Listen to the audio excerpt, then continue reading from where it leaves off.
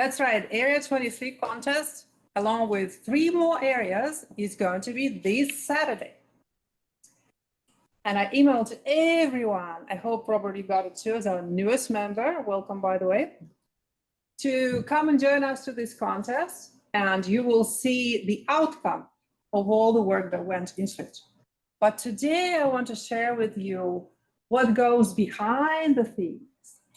How do you make that contest actually happen? That's what my speech is about. And as a high level, it's pretty simple. You plan it, you execute it, and then you do a retrospective. That's it.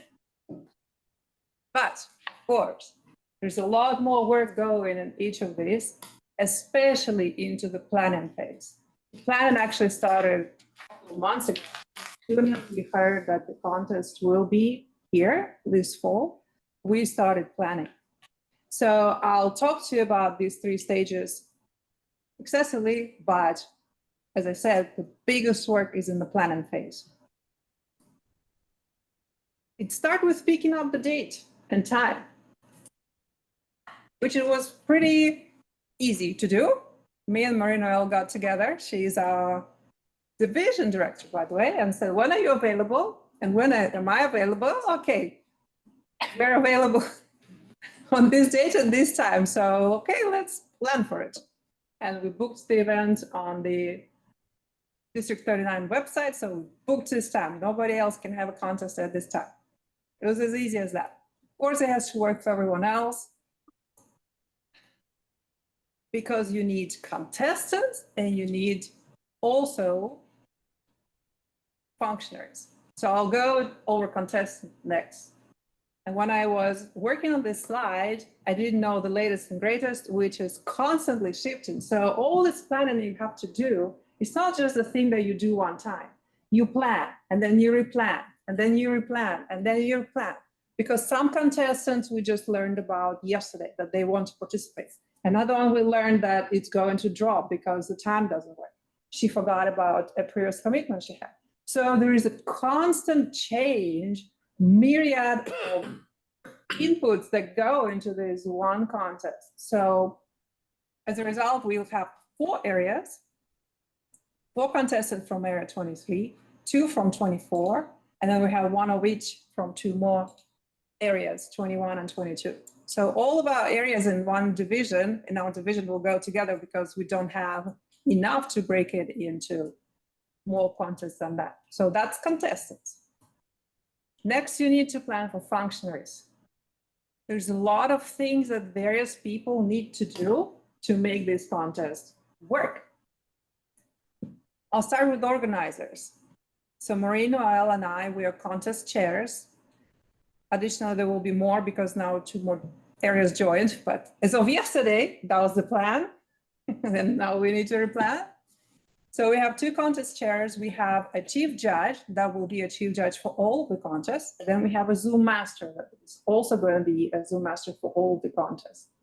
In addition to that, we need 2 Toastmasters, at least. Now we'll probably have more than that, because for each contest, preferably we have a different one. Then we need to have an assistant Zoom master, which I think, by the way, is going to be our district director. This is the highest official in our district who will be helping us with the Zoom in our contest on Saturday. We need a joke master, which Sherry, I really hope that you can play that role. Awesome. And then we will have an inspiration moment that also somebody has to deliver to inspire contestants before they start to speak. And that's the easy part, believe me or not, because the harder is on the right, because we need 6 judges, including the tiebreaker judge, 2 ballot counters and 2 timers. And by the way, Bryant here is our primary timer, who will be timing, showing the colors to the contestants and submitting his time in the console, which is the tool we'll be using. So you need to organize all of these functionaries. Of course, they're all volunteers, so you have to email, get their consent, and it has to work for them time-wise as well, even if they're willing to. Then after you have contestants and functionaries, you need to train the functionaries and contestants on what they need to do and how they do it during the contest. So we organized 2 briefings.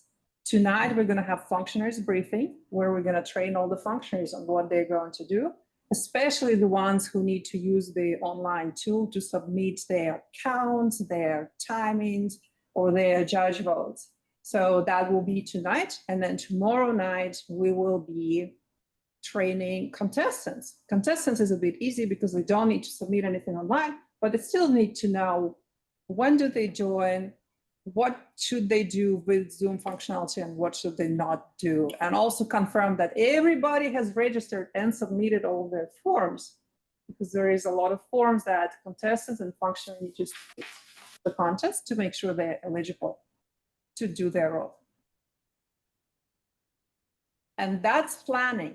Again, it seems easy on paper, but it took us a couple of months, and the last 2 weeks were just nonstop work, meetings, emails, probably joking, just 100 emails a day. This is about the contest. It was just, whoo.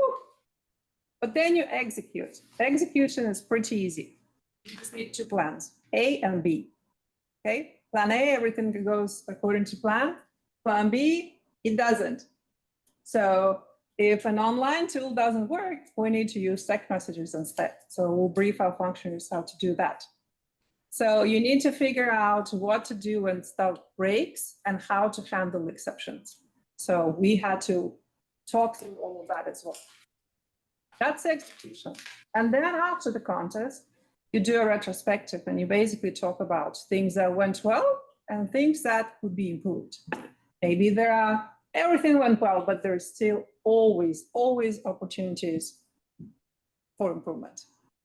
And that's what retrospective is all about.